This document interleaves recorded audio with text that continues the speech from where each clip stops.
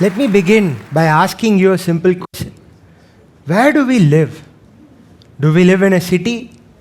Do we live in a town? Do we live in a house with walls and windows? If you really think about it, we live inside our brain. And everything we experience, from the people we love, the choices we make, and even the way we look at ourselves, it's quietly filtered a small organ sitting inside your skull. I'm Dr. Chandan. I'm a neurosurgeon. And my job gives me a rare privilege of not only seeing this organ, but even holding it. And every time I do, I'm reminded of how extraordinary it is, but also how fragile it is. So let me tell you a few facts about the brain. It weighs only 1.5 kgs, and an average human adult weighs 70 kgs. But it takes up 20% of the body's blood supply. That's 20% of the power output going to one single organ. It has about 86 billion neurons, and that's more stars than all of them in the Milky Way. So do you really still think that the smartphone you're holding right now, that's the smartest thing you own? So today, leveraging the power of neuronavigation technology, I'll take you on a small little journey. Let's go on a house tour. We'll be looking at different within your brain. Do you know there's an office of a CEO sitting inside your brain? Do you know that there's a drama queen in your brain? Do you know that there's an emotional historian in your brain? So today, let's go on this journey and find out. Let's begin our first stop. So this is the CEO's office. We like to call it the prefrontal cortex. And this is where logic, planning, creativity rest. It's the reason why you're able to plan a vacation. It's the reason why you decided to come and join us here on this evening and listen to us. And it's also the reason that you can stop yourself from doing anything impulsive. But here's the thing about this CEO. This CEO works best only when it's well regulated and calm. When stress takes over, it's all going to go haywire. We're going to have poor decisions, zero tolerance, and bad focus. So I'd like to work on a simple trick which can help you reset this. Touch and vibration. So I would like you to name 3 things that you can find around. 3 things that you can hear and 1 thing that you can see. And when you do this, you're grounding yourself. And when you ground yourself, you can feel your CEO coming back online. Our next stop on this journey takes us to the drama queen. The drama queen is called the Amygdala, which is sitting deep inside your brain, right over here. This is the reason why. Have you ever felt your heart racing when your crush is looking at you? Or have you ever felt the need to run away from a situation? That is because of this drama queen sitting right here. And this drama queen has only one job: scanning your environment 24/7, looking out for danger. But we need to remind ourselves that we're not living in a jungle anymore. We're living in a civilized society. We're not in danger 24/7. So how do we bring this amygdala back to its senses? Grounding. I'd like you to try this with me right here, right now. I'd like you all to close your eyes, take a moment, place your hand over your chest. Breathe in, breathe out. You can even add a gentle hum. This is telling your amygdala that we're safe. We don't have predators to look out for. We're in a calm place. Our next journey takes us to the basal ganglia. This is your autopilot. Have you ever wondered why you're able to type so seamlessly on a keyboard? Why you're able to get back home without even thinking? It's also the reason why you have some very helpful routines, like doom scrolling. I can see a few people in the audience doing it right here.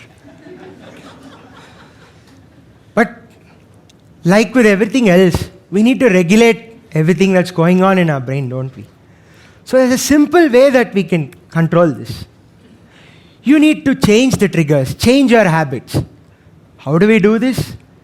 Most of us, I'm sure, reach out for our smartphone, set the alarm, watch Instagram just before we go to sleep.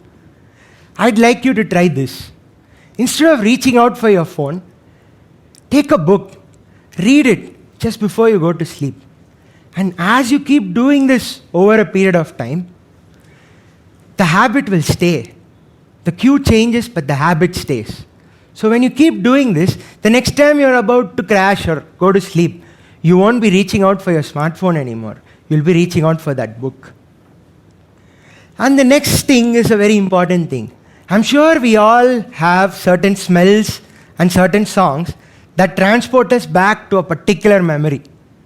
Many of us have one song which we associate with our ex or with a very painful thing. So we can't keep having this all the time. So what do we do? Pair it. Change the trigger. Pair it with a positive emotion. So the next time you have and this part of the brain is a part of the brain we like to call the hippocampus. It's the seahorse-shaped structure sitting right here. You can see towards the left side of the screen. And this part, what you can do is, the next time you play that sad song, do a positive activity, go for a run, do a workout. You keep doing this over a period of months and years. And the next time you hear that song, this memory will be the one of you running and not the one of you spending time with your ex. So there are 4 important areas in the brain that I like to think of as the 4 monkeys running our brain. I'd like to show you what those 4 monkeys are. So as you can see here, the front part is called the frontal lobe. The frontal lobe is also where your CEO's office is situated. He's the planner, he's the strategist, he's the decision maker. And that rests right here in this room. And you have an inbuilt GPS system that's more fancy than Google Maps and any other navigation system we use. And that part is called the parietal lobe. So these are the 2 parts of the brain. Now we also have an archivist. And that archivist is called the temporal lobe. This part deals with your language, your emotion, and a part of your memory. And these are the temporal lobes. See how they're placed? Our eyes see the world, but only our brain makes us understand the world. What our eyes are actually seeing is very different from what we are actually experiencing. And that's the job of the occipital lobe. These are the 2 parts. And these 4 monkeys, they run amok. We need a connecting system to connect all of them. And that is your consciousness. Right now, we're sitting over here and we're breathing at a steady 12 to 18 beats per minute. And our heart is beating at 72 beats per minute. Maybe my heart is beating a little faster since I'm presenting to all of you. But are you aware that this is really happening? Are you conscious of the fact that you're breathing? Are you conscious of the fact that your heart is beating? The fact that you're able to do it so seamlessly is the work of your brainstem. And this brainstem has 3 parts: the medulla, the pons, and the midbrain. And this is the part of your brain that's quietly doing its work in the backdrop. And it's doing it so seamlessly that we don't even know it's happening. Now, I like to share a simple story with all of you.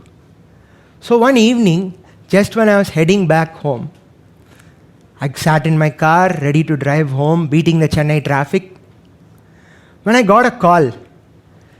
This was about a 38-year-old man, a young, fit individual, who was a CEO of a startup company. He had gone about his day as usual. He had hit the gym, he had done his rounds of meetings, he had gotten home, and he noticed a small headache. Initially, he didn't think much of it. Just like all of us, he thought, it'll go away, let's just take some rest. But it didn't go away. And as he sat through the evening, the pain kept increasing. And within 2 hours, his wife got home and found him lying unconscious on the floor. He was immediately brought to the emergency room. And when we did a CT scan, we found an aneurysm in the anterior communicating artery. Now, I like to think of the vascular system of the brain as the roadways of a city.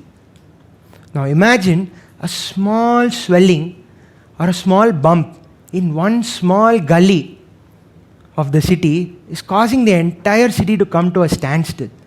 This is what happened to him. There was a 2 millimeter aneurysm which caused him to collapse and lose consciousness. And on that night, we had to take him up for an emergency surgery. We had to do a clipping of the aneurysm. The size of the clip was also 2 millimeter. If you think about it, that's smaller than a rice of grain.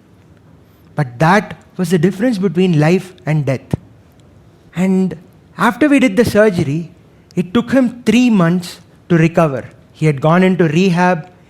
He had to lose consciousness, fall down, but he had to again learn to walk, learn to speak, learn to get up.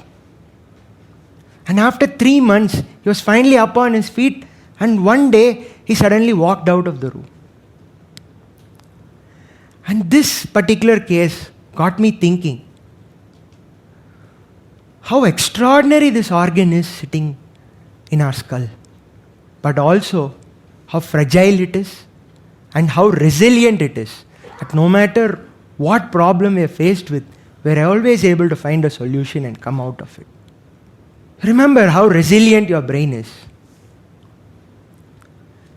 And every time you learn something new, or regulate your emotions, or change a habit, you are literally rewiring your brain. You don't just live with your brain, you live in your brain. So take care of your brain, train it, and let it surprise you.